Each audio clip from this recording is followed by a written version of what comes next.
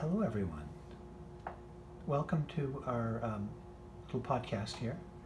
And start off with, I want to just tell you why we have a podcast.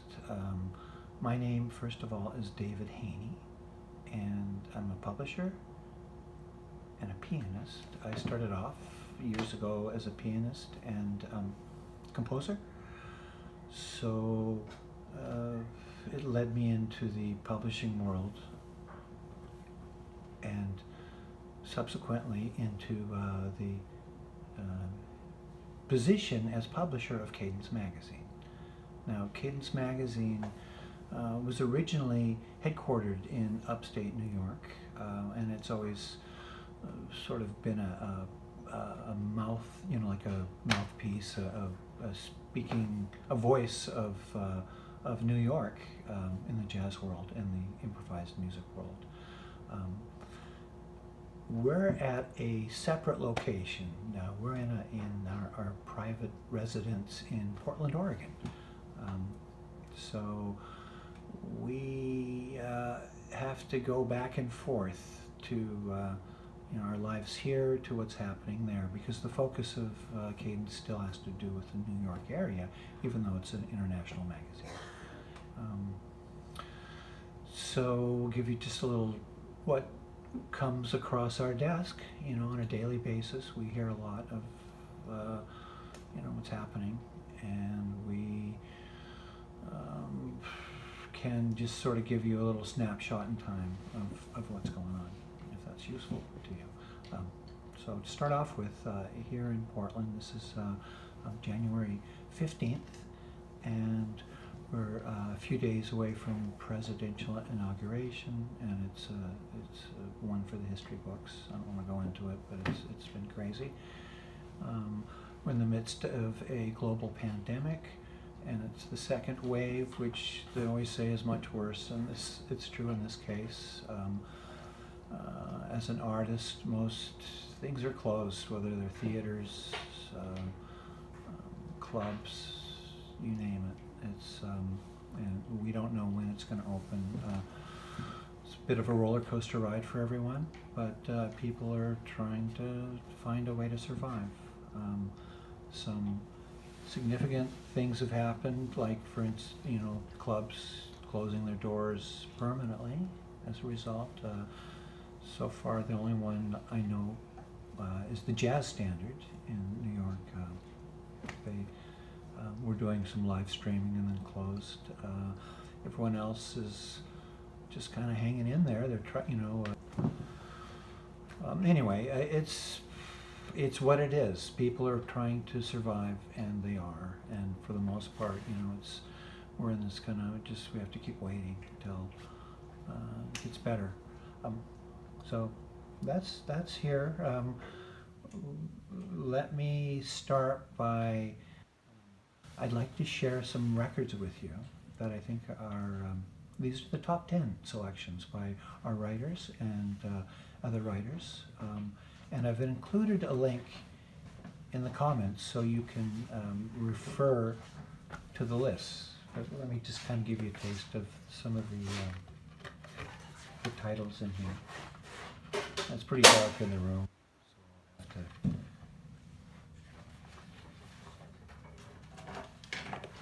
See here. Let me hang on. Talks among yourselves.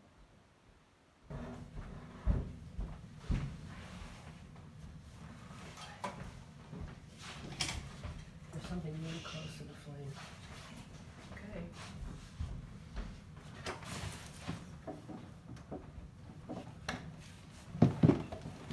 Okay. There we go. So top 10 releases for 2020. This is from Ken Weiss, who's a photographer and reviewer, writer in Philadelphia. And the first on his list is James Brandon Lewis Quartet, Molecular. That's on Intact. Angelica Sanchez and Marilyn Crispo. That's on Pyroclastic Flow. let's see, Lafayette Gilchrist, Gilchrist Music, Maria Schneider Orchestra, might be familiar with her. And she has something that's called the Data Lords, and it's a multi-album release. It's on Artist Share.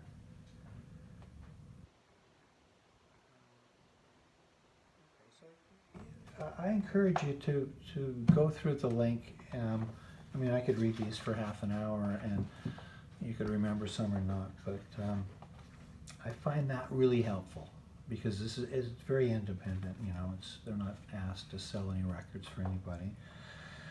These are what they thought were the best albums that came out last year. Okay, so that's that.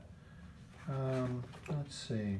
I'm just referring to our magazine. I don't really want to plug it, but I noticed there's a couple of releases that really caught my attention. One is, where was that? It's the, yeah, it's called the Trans-Kalahari Quintet, The Long Journey Home. And it's like a, you know, a combination. Let me show you what that looks like. It's a combination of South African and jazz influences. Anyway, it looks really cool. That's on our Sonica Records. You can look that up in the link. And then the other one is on the back cover. It's see that? That's a nice, got a nice picture of that one there. I don't know what that is. A wagon or something. And it's soprano meets bass, Sephardic.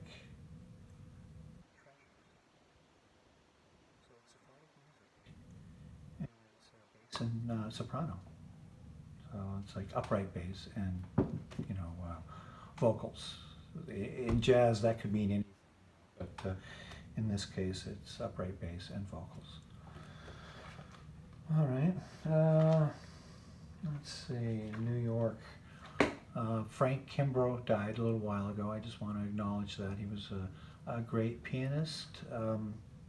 He did a project for years. It was the Herbie Nichols project, and he promoted Herbie's music, and he was responsible for unearthing some, you know, unpublished stuff and more extensive works. Anyway, he died. So let's see. Let me show you the cover of Cadence while I still have it in my hands. It's the first time in like 40 years we haven't put somebody on the cover. It just lists people that died last year. Anyway, it's not all glum here. I received something from the Jazz Journalists Association the other day.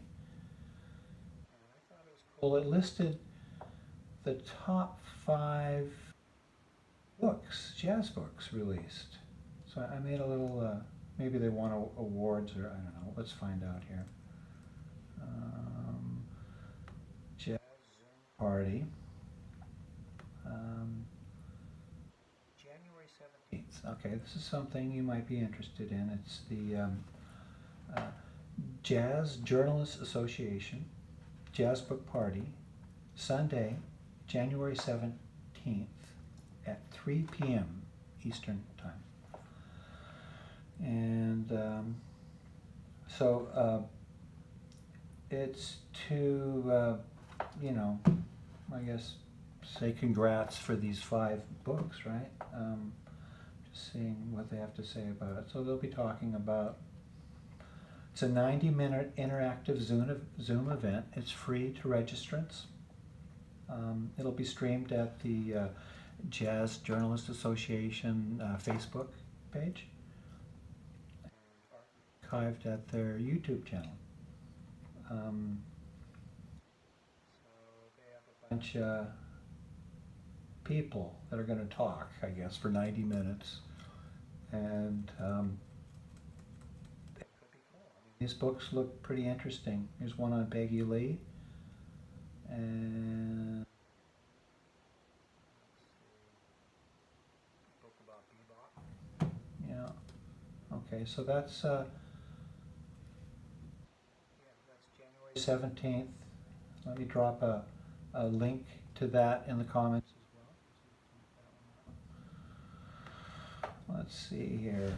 This is very exciting, huh?